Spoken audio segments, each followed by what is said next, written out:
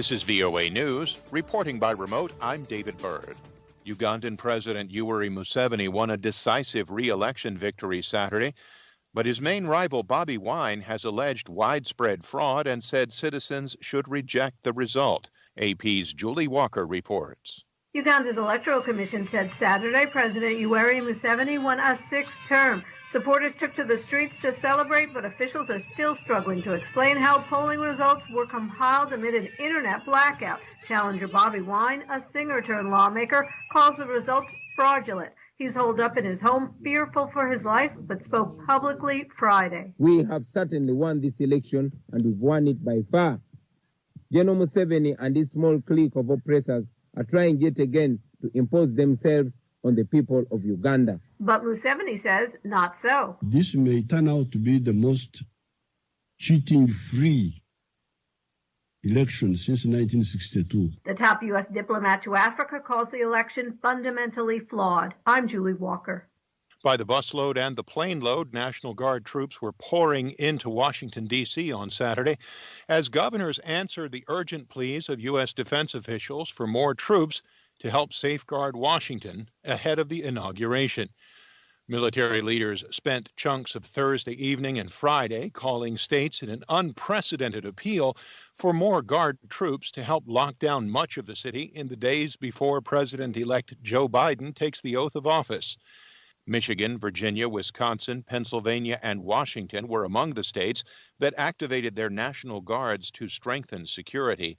Texas closed its capital through Inauguration Day. In dribs and drabs, governors responded, some agreeing to send an extra dozen, 100, or even 1,000. Others simply said no. This is VOA News. President-elect Joe Biden is filling out his State Department team with a group of former career diplomats and veterans of the Obama administration. AP's Ben Thomas reports.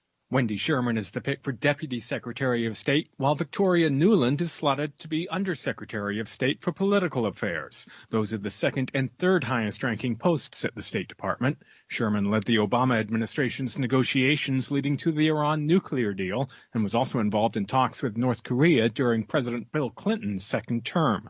Nuland served as an Assistant Secretary of State for European Affairs during the Ukraine crisis.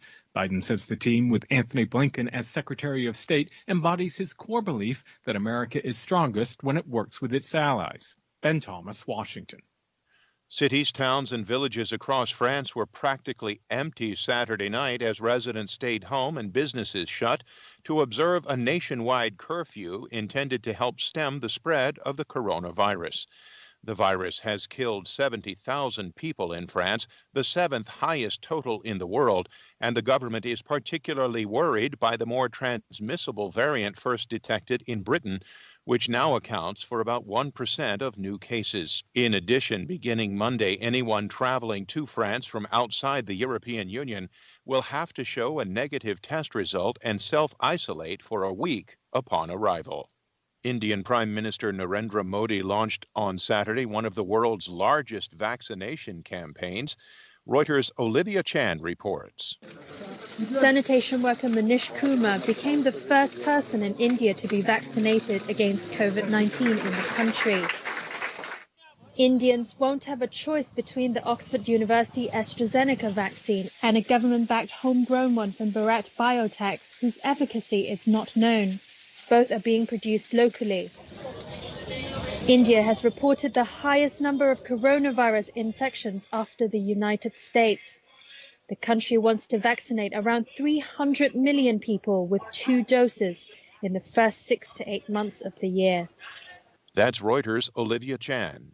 German Chancellor Angela Merkel's center-right Christian Democratic Union Party on Saturday chose Armin Laschet, the governor of Germany's most populous state, as its new leader. The decision comes ahead of September's election, where voters will decide who becomes the new chancellor. Saturday's vote is not the final word on who will run as the center-right candidate for chancellor in September, but Laschet will either run for chancellor or will have a big say in who does. Visit voanews.com for more. Reporting by remote, I'm David Byrd, VOA News.